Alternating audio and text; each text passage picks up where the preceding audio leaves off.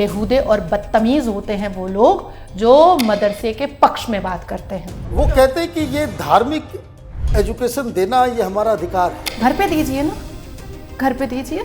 तो क्या कुछ कोई साइंस नहीं पढ़ाया जाता, Nothing. कुछ नहीं, वहाँ पढ़ाई किस चीज़ की होती है? या हमारा अल कुरान इस बात की चीख चीख करके वाज़ाह करता है, टेक्नोलॉजी, साइंस ये हराम है। कि ये वही दारुल उलूम देवबंद है ना, जिसके यहाँ से 2015 से लेकर के 2024 तक में 21 बार गज़वाए हिंद की आवाज़ उठी। तुमसे कोई पूछेगा गज़वाए हिंद कैसे होगा और तुम बताओगे, तुम एटीएस को खबर नहीं करोगे। इंदिरा गांधी ने खड़े होकर के कहा था कि मैं देवबंद को बढ़ावा दूंगी। ये उनकी स्पीच, मतलब भारत की पावन धरती को उन्होंने मक्का से जोड़ दिया था। जोड़ दिया।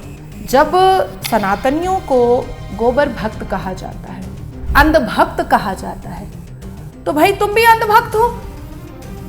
तुम्हारे कान में पैगंबर मोहम्मद बोल कर गए थे कि इकरा पहली आयत है कुरान की। आज मदरसा आप खत्म कर दीजिए, देखिए मुसलमान बच्चे खूबसूरत मिजाज के हो जाएंगे। देखिए, आप इस तरह से बातचीत करते हैं, आपको डर नहीं लगता है? मैं मोदी जी के राज्य में रह रही हूँ, भारतीय जनता पार्टी की सरकार है, और अभी तो मैं योगी जी के राज में बैठी हुई हूँ। मुझे किस बात का डर? छाती चौड़ी करके 7 दिन लद्दाख और कश्मीर में रहकर आई हूँ मैं। नमस्कार, कैपिटल टीवी में आपका स्वागत है। मदरसा ये एक ऐसा इंस्टीट्यूशन बन गया है कि जिसके ऊपर राजनीति होती है। कुछ लोग कहते हैं कि यहाँ आतंकवादी पैदा होते हैं, कुछ लोग कहते हैं कट्टरपंथी पैदा होते हैं। लेकिन जिस तरीके से एक पैरेलल एजुकेशन सिस्टम इस देश में चलाया जा रहा था, उस पर योगी आदित्यनाथ का हथौड़ा चला, और जो क्लास 12 तक की पढ़ाई होती थी तब तक तो उनको अलाउ किया गया, बाकी ग्रेजुएशन की डिग्री और मास्टर्स की डिग्री, कामिल और फाजिल कहा जाता है इसे, उस पर प्रतिबंध लगा दिया गया। अब कई सारे लोग इसका विरोध भी कर रहे हैं।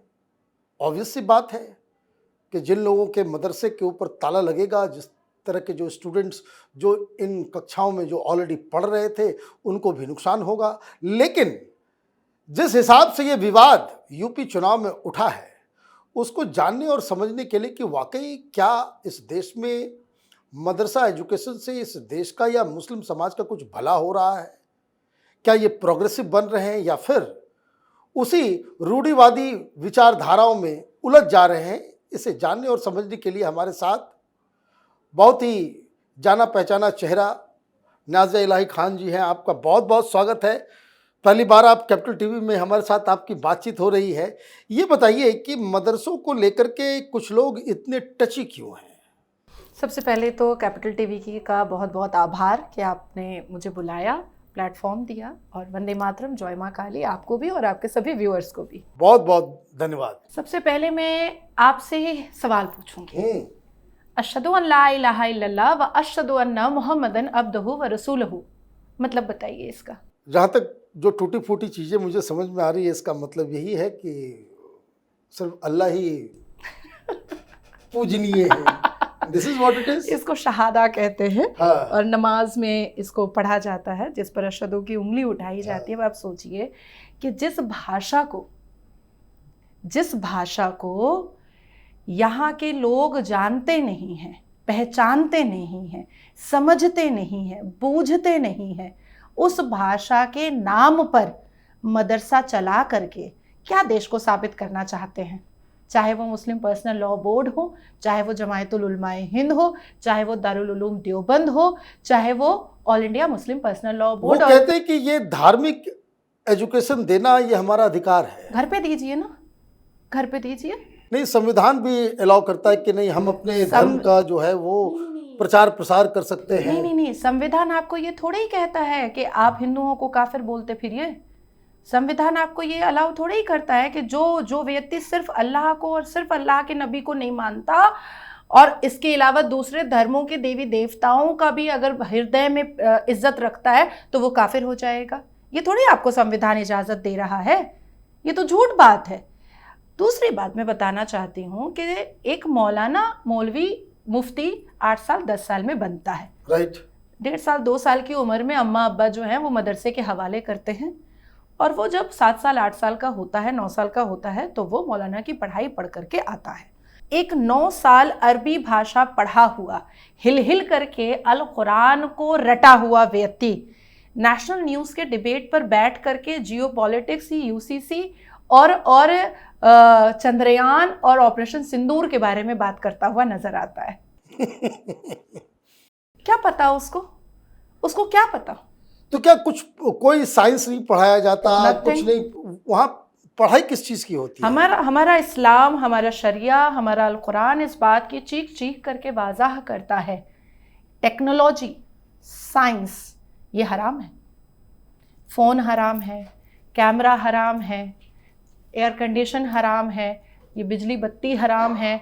जब पहली बार कांग्रेस की सरकार ने ये घोषणा की थी पंडित जवाहरलाल नेहरू के ज़माने में कि मस्जिदों पर लाउड स्पीकर लगा दिया जाएगा तो अजान की आवाज़ दूर दूर तक जाएगी, तो यही मुसलमान निकल करके कहे थे कि शैतान का डब्बा है मत लगाओ। ये इसका पहले विरोध हो चुका है, लाउड स्पीकर नहीं लगाने का विरोध हो चुका है। ये तो सिर्फ हिंदुस्तान पाकिस्तान में ही नजर आता है, बाकी तो दुनिया में कहीं पे और आप सोचिए कि अब लाउड स्पीकर हटाने का विरोध ये लोग कर रहे हैं कि नहीं हम नहीं हटाएंगे, यहाँ तक कि साउंड भी कम नहीं करेंगे। कल तक वो लाउड स्पीकर शैतान का डब्बा था और आज वो इस्लाम का पार्ट हो चुका है। तो बहरूपिया, पाखंडी, बेहुदे और बदतमीज होते हैं वो लोग जो मदरसे के पक्ष में बात करते हैं। मैं चाहती हूँ मेरे मुस्लिम कौम के बच्चे इंजीनियर, डॉक्टर बने, जज बने, वकील बने, बैरिस्टर बने, ना कि रेडिकल इस्लामिस्ट बने। और मैं पूरी जिम्मेदारी से आपके सामने बैठ करके ऑन कैमरा कह रही हूँ कि ऐसी ऐसी विवादित आयतें हैं अल कुरान में जिसको पढ़ने के बाद बच्चा रेडिकल इस्लामिस्ट, मुजाहिद और आतंकवादी ही बन सकता है, इसके अलावा कुछ ना बन पाएगा।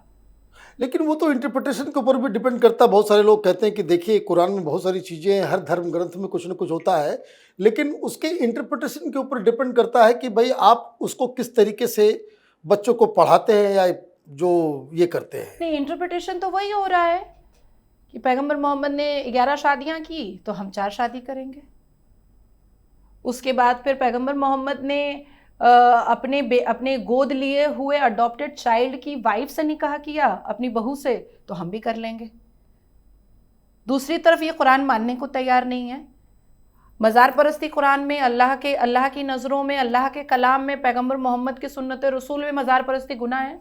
इट्स एन अनपैर्डनेबल सिन। देखिए मज़ार परस्ती क्या धड़ल्ले से होता है। फ़िरका परस्ती हमारे अल्लाह के कलाम में गुनाह है। पैगंबर मोहम्मद सल्लल्लाहु अलैहि वसल्लम की सुन्नत रसूल में गुनाह है फ़िरका परस्ती। हम 72 फ़िरका हैं। हाँ, कास्ट सिस्टम की कोई व्यवस्था नहीं है इस्लाम में। हम 72 फ़िरकों में बटे हुए हैं।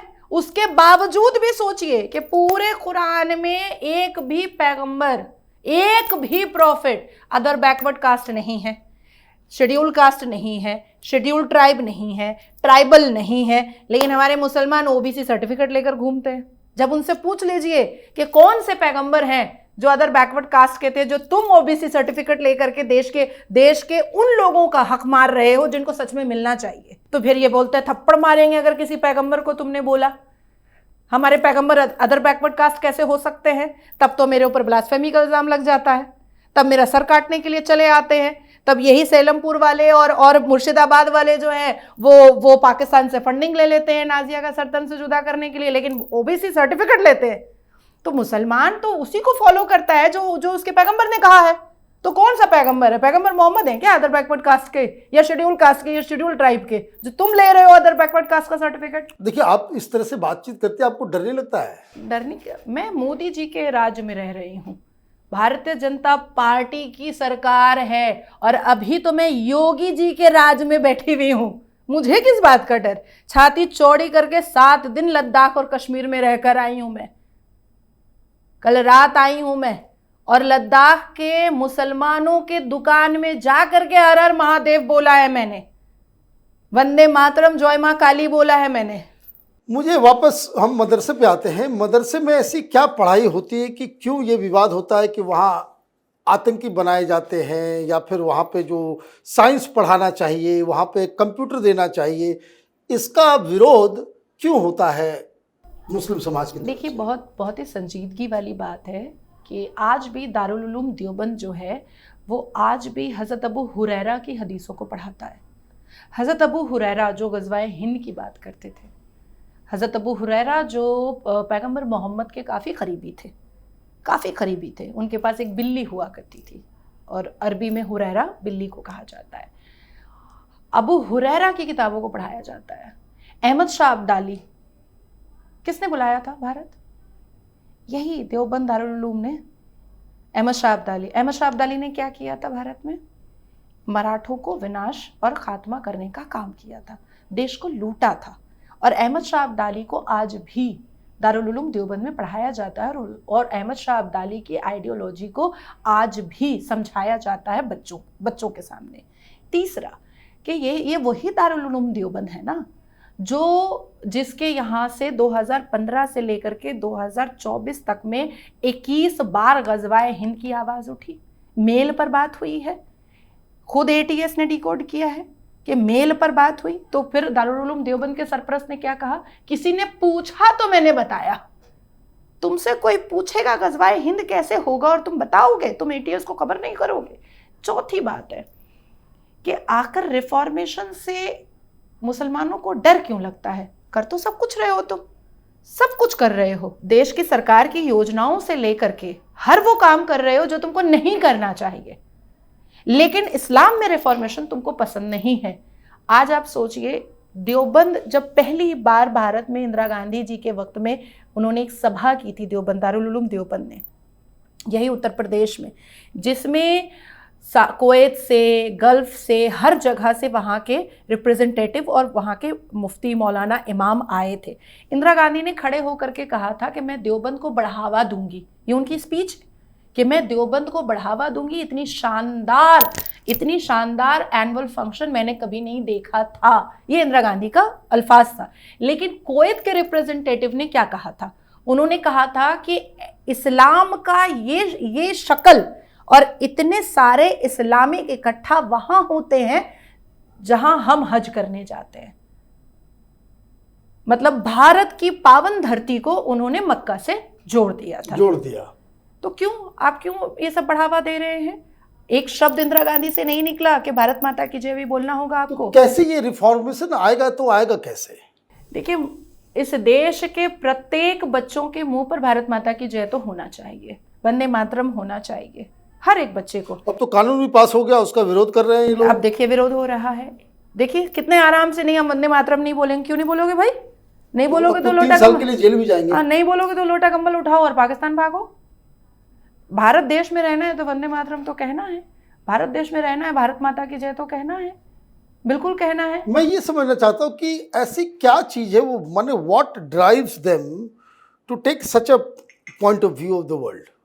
वो क्या है? मुझे इस बात को ये समझ में नहीं आता कि भाई जैसे बच्चियां हैं उनके ऊपर तमाम तरह की पाबंदियां लगा दो, महिलाएं हैं तमाम तरह की पाबंदियां लगा दो, लेकिन कोई सेन मुस्लिम स्कॉलर इसके विरोध में खड़ा नहीं होता। और बहुत धड़ल्ले से ये लोग जो है वो कुछ भी कर गुजर जाते हैं, लेकिन इसके ऊपर कोई कहीं से कम्युनिटी के अंदर से कोई ऑब्जेक्शन नहीं होता। क्यों ऐसा होता है? देखिए, मुझे लगता है कि हम लोग दिन रात मेहनत करते हैं तो हमारी ज़िंदगी बहुत खुशहाल बीतती है। मेहनत नहीं करेंगे नहीं बीतेगी। तो बैठे बैठाए अगर मुसलमानों को 4 बीवियां मिल रही हैं, हलाला के नाम पर शरीर मिल रहा है औरत का, आराम से हलाला कर रहे हैं, आराम से लौंडियाँ और बांदियाँ रख रहे हैं, आराम से निकाह मुत्ता और निकाह मस्यार के नाम पर घंटों के हिसाब से और दिन के हिसाब से हम बीवियां लेकर के आ रहे हैं, तो ये फ्री में अश्लीलता किसको मिलेगी? अब कोई शख्स प्रोस्टिट्यूट एरिया भी जाता है तो पॉकेट में 10,000 रुपये रख करके जाना पड़ता है। कोई शख्स पब और क्लब और डिस्को भी जाता है तो पॉकेट में 10,000 रुपये रख करके जाना पड़ता है। यहाँ तो सिर्फ कबूल है कबूल है कबूल है बोलना है और आइए बिस्तर पे। तो ये फैसिलिटीज मिल सकती है क्या फ्री में? तो क्या ये सारी चीज़ें बस यही मैंने बस इसी सब चीज़ के ऊपर केंद्रित है या इसके बाहर भी कुछ है? या तो काटो मारो लूटो पीटो छीटो ये है, और या तो फिर अश्लीलता है। इसके अलावा तो कुछ नहीं है। कहते हैं कि कुरान की पहली आयत इक़रा है। दिखाइए मुझे कहाँ पर पहली आयत इक़रा है पूरे कुरान में। कुरान की पहली आयत इक़रा कहा जाता है कि पढ़ो। पढ़ो। और पैगंबर मोहम्मद सल्लल्लाहु अलैहि वसल्लम ने कहा कि पढ़ना है तो चीन तक चले जाओ। चलो भाई ठीक है, चले जाएंगे, लेकिन ये लिखा कहाँ है वो तो दिखाइए। कुरान की पहली आयत इकरा है वो तो दिखाइए पहले। वो दिखाने से डर क्यों लग रहा है? क्योंकि है ही नहीं। वो कुरान में नहीं लिखा हुआ, लेकिन वो ये बताया जाता है कि क्यों the first thing that Mohammad heard। नहीं, हम क्यों मानेंगे? हम क्यों मानेंगे? मिथ मान लें हम, क्यों मानेंगे हम मिथ? जब सनातनियों को गोबर भक्त कहा जाता है, मूत पीने वाला कहा जाता है, मूर्ति पूजा करने वाला कहा जाता है, अंधभक्त कहा जाता है, तो भाई तुम भी अंधभक्त हो। तुम्हारे कान में पैगंबर मोहम्मद बोल कर गए थे कि इकरा पहली आयत है कुरान की? कहाँ है? मैंने तो नहीं देखा। मैंने तो कम से कम 11 लैंग्वेज में मैंने कुरान पढ़ा है, 9 लैंग्वेज पर तो मेरा कमांड है। मैं क्या गल्फ कंट्रीज जाती हूँ तो क्या मैं हिंदी में बात करती हूँ? मैं अरबी में बात करती हूँ, मैं पर्शियन में बात कर सकती हूँ, मैं इजरायली भाषा में बात करती हूँ। 9 लैंग्वेजेस पर तो ऐसा कमांड है मेरा कि सामने वाला व्यक्ति सोच में पड़ जाता है तो कि किसी भी लैंग्वेज में कहीं भी ये नहीं लिखा हुआ है इकरा नहीं है, बिल्कुल नहीं है। अब सूरह अल अहज़ब में आप जाइएगा, पैगंबर मोहम्मद सल्लल्लाहु अलैहि वसल्लम अपनी बहू से शादी निकाह कर रहे हैं और अल्लाह सुभान कह रहे हैं कि मेरे नबी तुम हिचकिचाओ मत ये कहने में कि तुमने अपने अडॉप्टेड गोद लिए हुए बेटे की बीवी से निकाह किया है, ये इसको कहने में तुम हिचकिचाओ मत। 6 साल की बच्ची से हमारे पैगंबर साहब निकाह कर रहे हैं, 9 साल की उम्र में उसके साथ मुझे ये लगता है कि देखिए कि कभी कभी हमें कुछ और तरीके से भी इसको समझना चाहिए कि उस ज़माने का, उस वक्त का, उस दौर का कुछ वैल्यू सिस्टम भी अलग होगा। May be that may be allowed, लेकिन समस्या तब है कि जब आप उस समय के लिखे गए वैल्यू सिस्टम को आज के दौर में उसको जो है आप अप्लाई करने की कोशिश करते हैं। It's really flabbergasted for me and it's very obnoxious for me actually। ज़माना कोई भी रहा हो, ईरा कोई भी रहा हो, 6 साल की बच्ची 6 साल की ही होती है।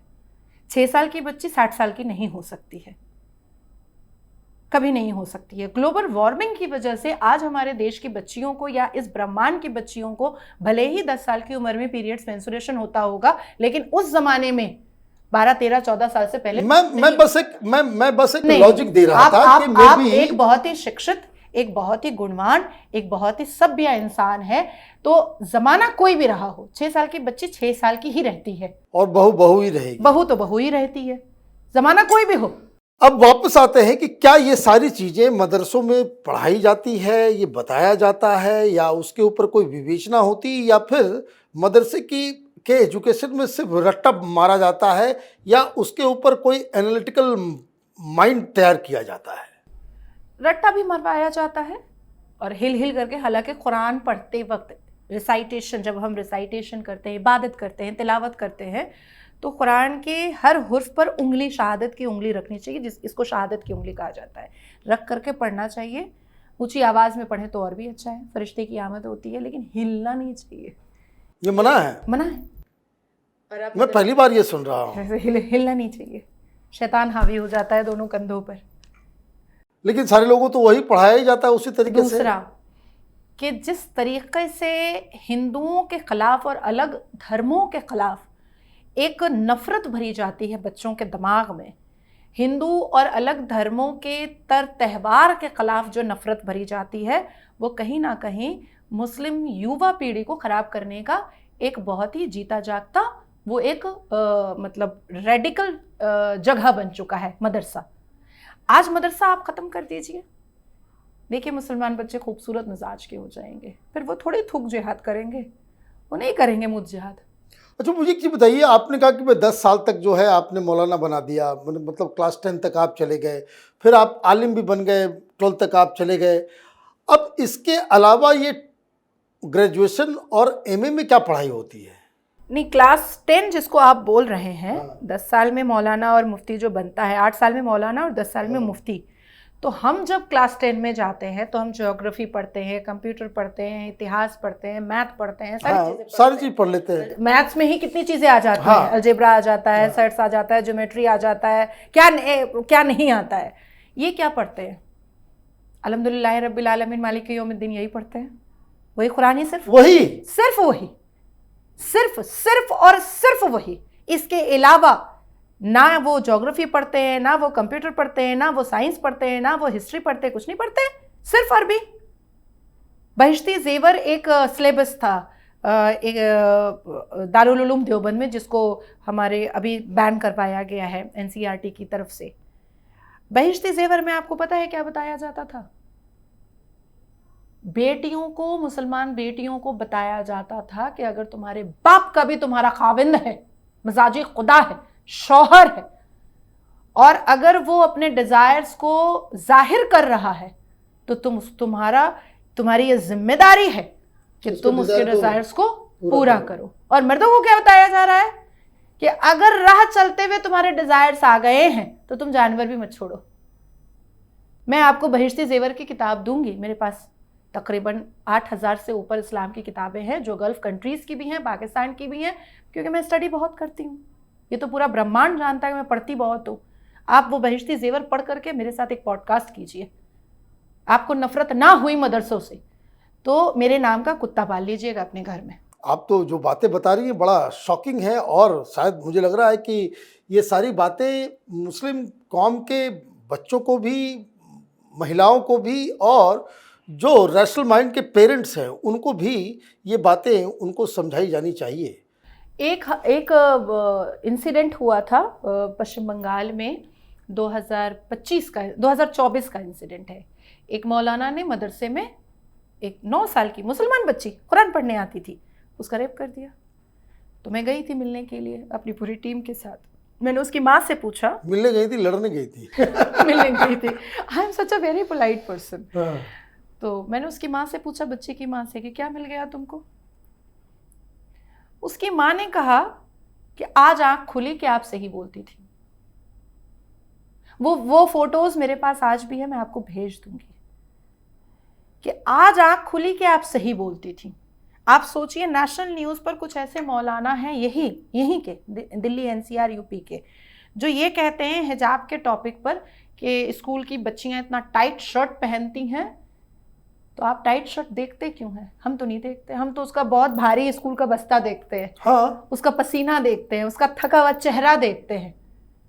मेरे पास जो इंटर्न आते हैं वो 22 साल के भी होते हैं, 23 साल के भी होते हैं। मेरा बेटा 16 साल का, मैं उसको भी बेटा ही बोलती हूँ। 24-25 साल के भी बच्चे को मैं बच्चा ही, बेटा ही बोलती हूँ। आपको इस 8 साल की, 9 साल की बच्ची टाइट शर्ट दिखता कैसे है मौलाना साहब? मैं तो ये पूछना चाहती हूँ, क्योंकि हमें तो नहीं दिखता, हमें तो उसकी थकावट दिखती है। तो इतनी अश्लील नजरें टोपी पहन करके, इतनी खराब जुबान दाढ़ी रख करके, सुन्नत रसूल यही पढ़ते हो इस मदरसा में? मदरसा बंद होगा, इस देश से 80% जिहादी मानसिकता बंद हो जाएगी। आपका बहुत बहुत धन्यवाद। आपने डिटेल में बताया और ऐसी ऐसी बातें आपने बताई जो मुझे तो शॉकिंग लगा ही, बहुत सारे दर्शकों को भी शॉकिंग लगा होगा। आपका बहुत बहुत धन्यवाद। अगर आपको ये वीडियो पसंद आया तो आप इसे लाइक करें, शेयर करें और कैपिटल टीवी को सब्सक्राइब करें। धन्यवाद।